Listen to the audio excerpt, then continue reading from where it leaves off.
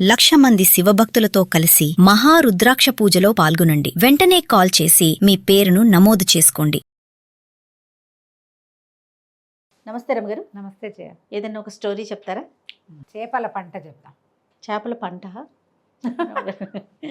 వెరైటీగా ఉంది. Cairo దేశంలోనట, Cairo మంది కదా. మంది కాదు, మన కథలు చాలా ఇలాంటివి ఉండవు. కావాలంటే దీన్నే మనం నేటివ్గా కూడా తీసుకోవచ్చు, కానీ కథ అలా ఉందని అలాగే చెప్తున్నా. గుహ అని ఒక ఆయన హాస్యగాడు, చాలా ప్రసిద్ధుడు ఆయన. ఇంచుమించు మన బ్రహ్మానందం గారు ఇదివరకు మొదట్లో ఉండేవారు చూడు, ఆ స్టైల్ అనమాట. ఆయన ఎక్కడికైనా స్టేజ్ ఎక్కితే జనాలు చచ్చిపోయి వాళ్ళ పొట్ట చెక్కలైపోయి, చాలా మంచి పేరుంది ఆయనకి, ప్రసిద్ధుడు. అయితే ఆయనకి ఎప్పుడో ఏదో మొక్కల పెంపకం మీద ఒక ఉత్సాహం వచ్చింది. ఆయన తనకున్న తోటలో అంతా చక్కగా బాగు చేయించి కొత్త మొక్కలు నాటి వాటన్నిటి పూయించి కాయించుకుంటూ ఉండేవాడు. ఈయన తాలూకు ఈ సరదా తెలుసుకున్న ఫ్రెండ్స్ చాలామంది, మనకి ఏది ఇష్టమో అది గిఫ్ట్లు ఇస్తుంటారు చూడు చాలామంది. రకరకాల పువ్వుల మొక్కలు, రకరకాల గులాబీ అప్పుడు అక్కడ గులాబీలు బాగా పూసేవట. బోల్డన్ రకాల మొక్కలు, గింజలు తెస్తే తర్వాత మొక్కలు వచ్చి పువ్వులు వచ్చేవి, చిన్న పొన్న కాయలు కాసేవి, అట్లా బోల్డ్ మొక్కలు గిఫ్ట్ ఇచ్చారు.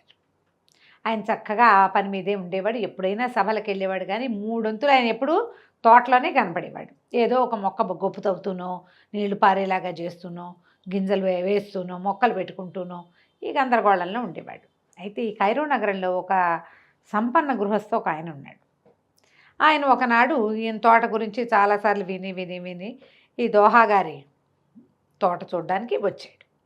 వచ్చి, అబ్బా చాలా పువ్వులు ఉన్నాయి నీ దగ్గర, ఇవి ఉన్నాయి అవి ఉన్నాయా, గులాబీలు బాగున్నాయి అవి బాగున్నాయి ఇవి బాగున్నాయని మాట్లాడాడు. మాట్లాడిన తర్వాత, మా అల్లుడు ఏవో కొత్త రకం విత్తనాలు పంపించాడు, అది భలే పూస్తాయి భలే కాస్తాయిట అన్నాడు.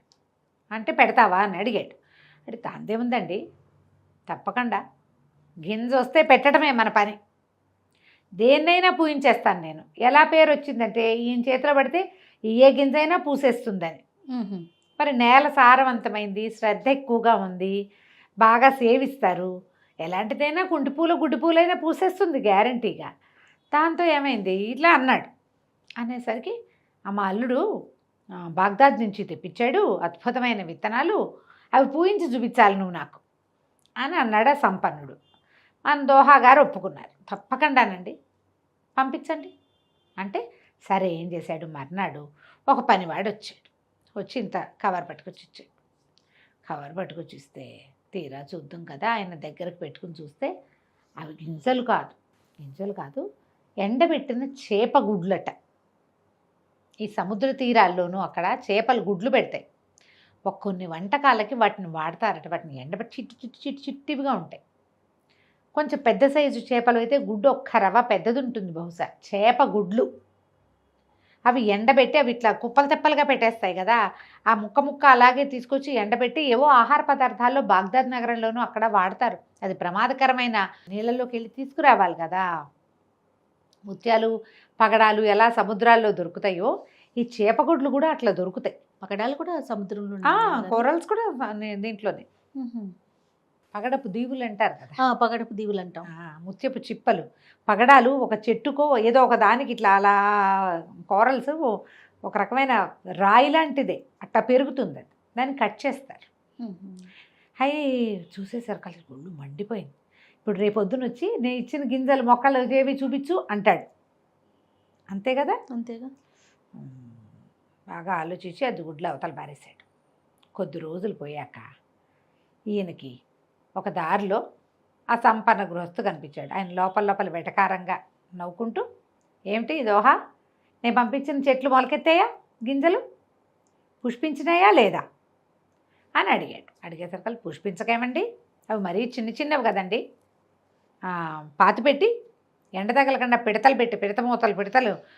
అని అంటారు, మన మూకుళ్ళు ఉంటాయి కదా చిట్టివి, మన ప్రమిద కంటే పెద్దవి, వాటిని బోర్లించాము, అన్నీ మొలకెత్తినాయండి మీరు పంపించినవన్నీ అన్నాడు.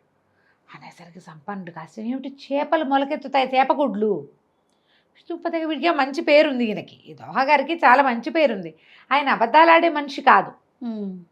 అనుమానం వచ్చింది, ఏమిటి నిజంగా ఏమైనా మొలకెత్తినాయి, అవి గింజలా, నేనే ఏమైనా పొరపాటు పడ్డానా, అదేమిటో చూద్దాం అనుకుని రేపు సాయంత్రం వస్తాను చూస్తానన్నాడు.